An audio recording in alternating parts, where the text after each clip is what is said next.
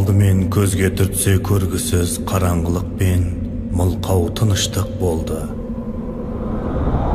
Содан кейін бір тылсым күрсініс естілді. Бұл Тәңірінің тынысы еді. Сұрғылт түнектің арасынан ғажайып бейнелер көріне бастады. Кенет Тәңірінің тұңғиығынан 3 дене бөлініп шықты. Бұлар алғашқы адам, жылқы және қасқыр еді. 3 жұлдыз. Бұл белгінің астында туғандар киелі күшке ие болды. Олар Тәңірден, оттан жаралғандар.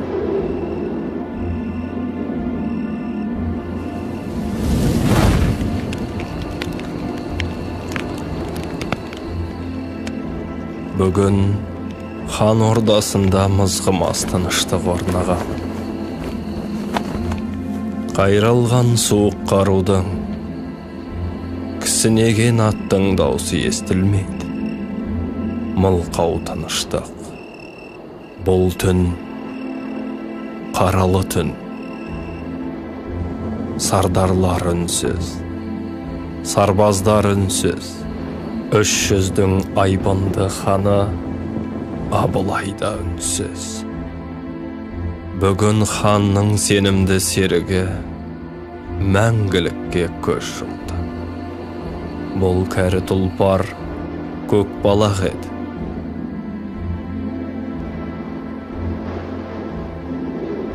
Ұлы достықтың бастауы жылдар тұңғиығында жатыр. Ендеше артқа оралай.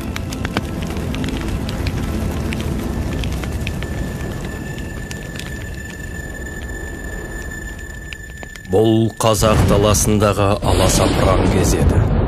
Көздері қаннан қызарған қалмақ әскері қазақ даласына соғыспен келді.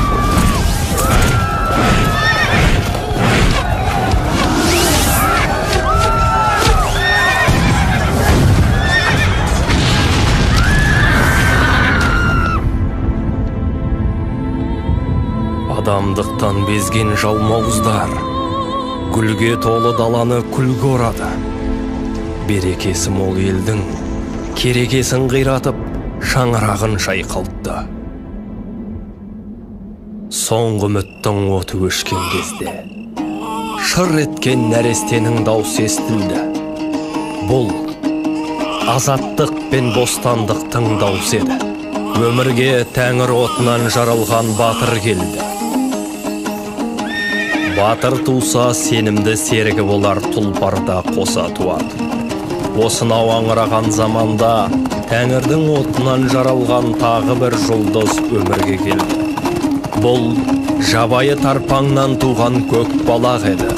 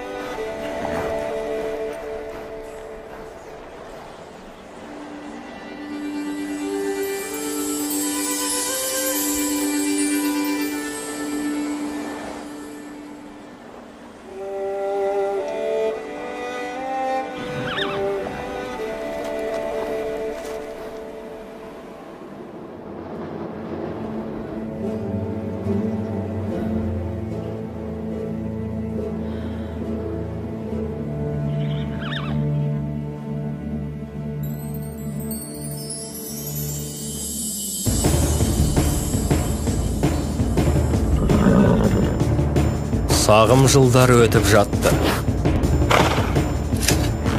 Көкбалақ өсіп арғымақ болды.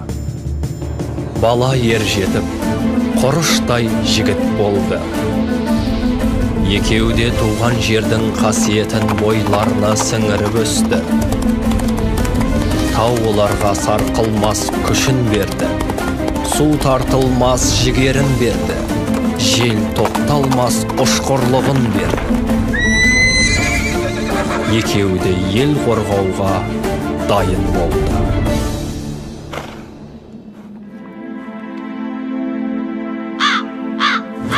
Бұл кезде жалмауыз қалмақтар қазақ жерін аш қасқырдай талап, жалынға орады. Басына қара бұлт үйіріліп, тарыдай шашыраған қазақ есін жиып, ақ тудың астына бірге бастады.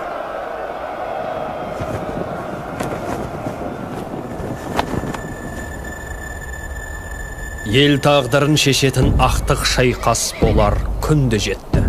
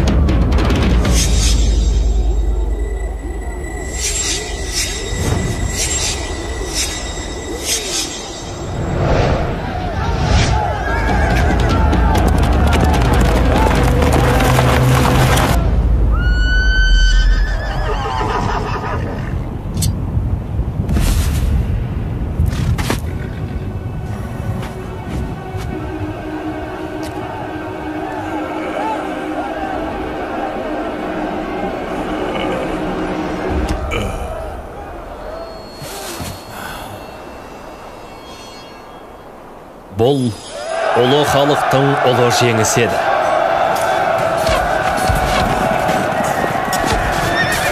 Жұдырыққа жұмылған қазақ батырлары жау айбынын найзаға қадап, жауыздықтың қара туын құлатты.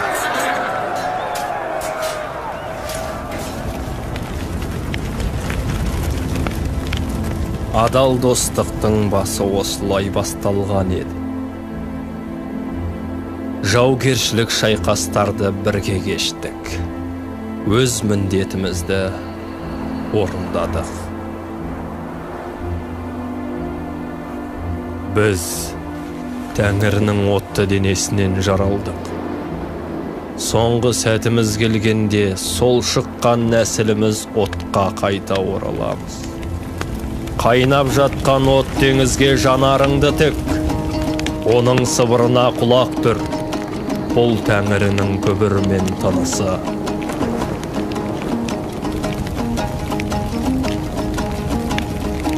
Хош бол, ұлы даланың ұлы ханы Абылай.